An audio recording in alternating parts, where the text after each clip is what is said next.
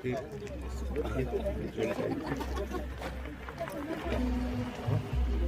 रखे?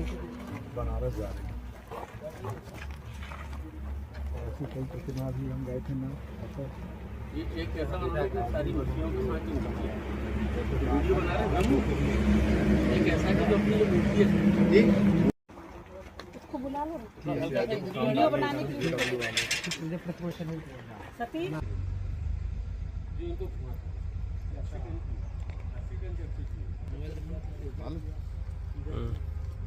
मशीन के अपन में आज से 10 साल पहले धीरे धीरे होगा।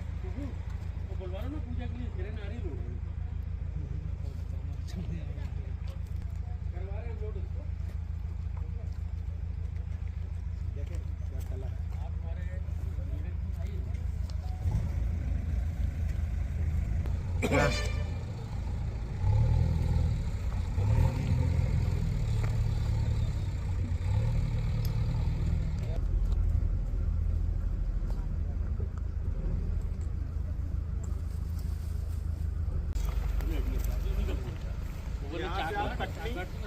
कटनी से मैहर, मैहर से रीवा जाएंगे। वीडियो बनाऊंगा। नहीं आप लोग वहाँ तक जा रहे हैं? नहीं अपने जबलपुर तक जबलपुर की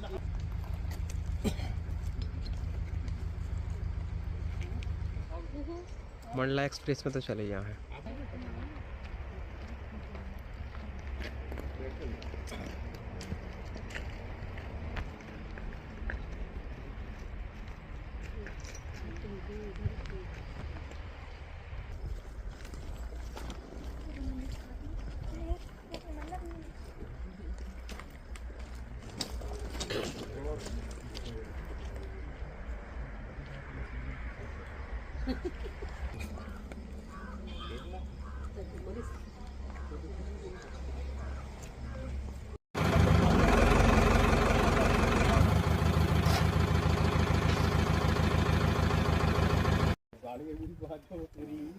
तो दो ही तरीके अब इनकी पालो है जलपुर से, तो दिक्कत नहीं है। हाँ वो जबलपुर से है वो ले जाएंगे। वही अभी बात डीजल साथ में लगाई हुई है।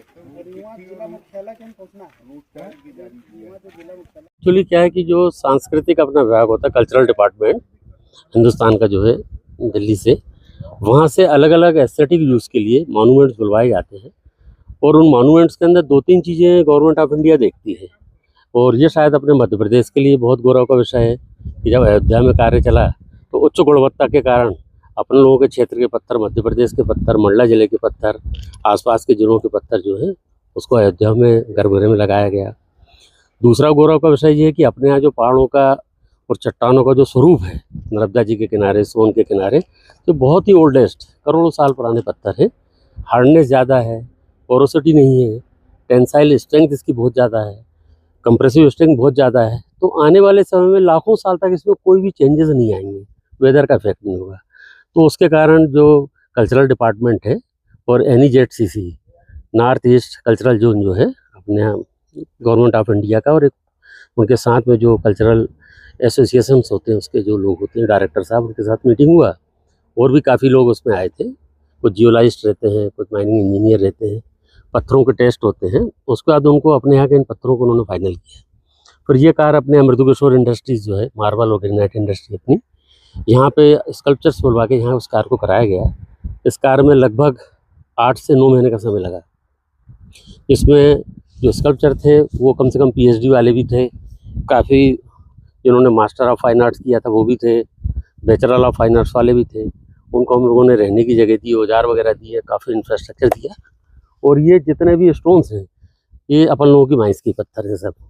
भैया, मंडला जैसे जिले में जहां उद्योगों की संभावनाएं ना के बराबर है, वहां आपकी इंडस्ट्री किस तरह से ऐसा डेवलपमेंट कर रही है? और ये तो उपलब्धि वाली बात है कि बनारस हमारे जिले का पत्थर, मतलब हमारे जिले से ये मूर्तियां जा रही हैं, तो किस तरह से? देखिए यहाँ पर क्या, मध्य प्रदेश माइनिंग क्षेत्र के अंदर काफ़ी शुरू से ही आगे रहा है। बीच बीच में यहाँ पे क्या है कि कुछ मार्बल, ग्रेनाइट, सैंडस्टोन की जो माइंस थी, किसी कारणवश क्योंकि पत्थर की उच्च गुणवत्ता थी, बहुत अच्छी क्वालिटी का था, माइनिंग कास्ट ज़्यादा आती थी, रिकवरी कम थी, तो वो उद्योग धीरे धीरे करके बंद होने पे आने लगे थे।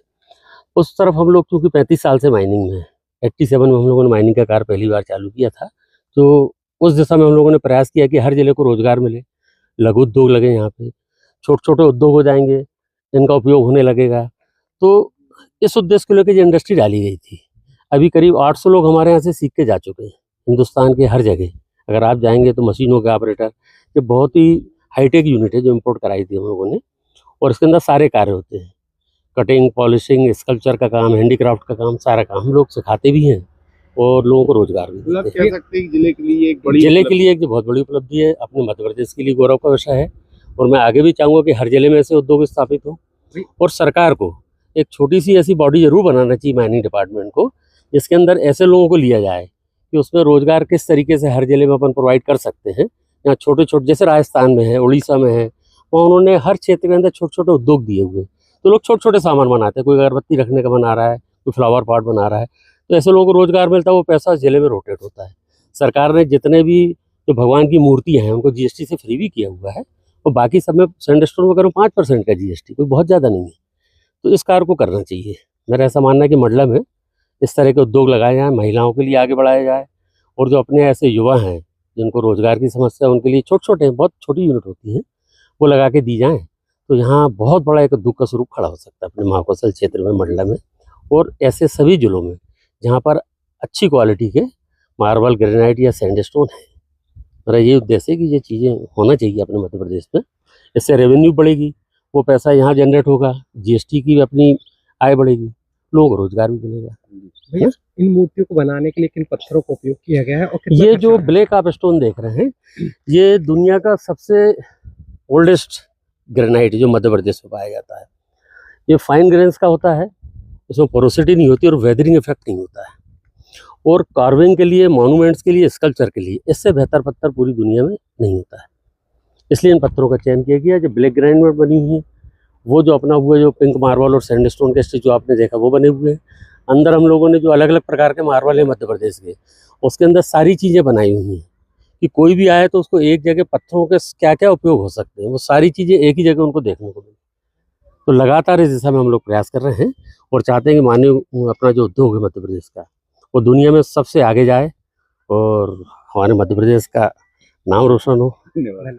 ये प्रतिमा स्टोन के बना हुआ है और ब्लैक स्टोन का है, दो प्रतिमा, एक है नंदी जी और दूसरा है लायन, और मार्बल का एक बना है मदर एंड चाइल्ड।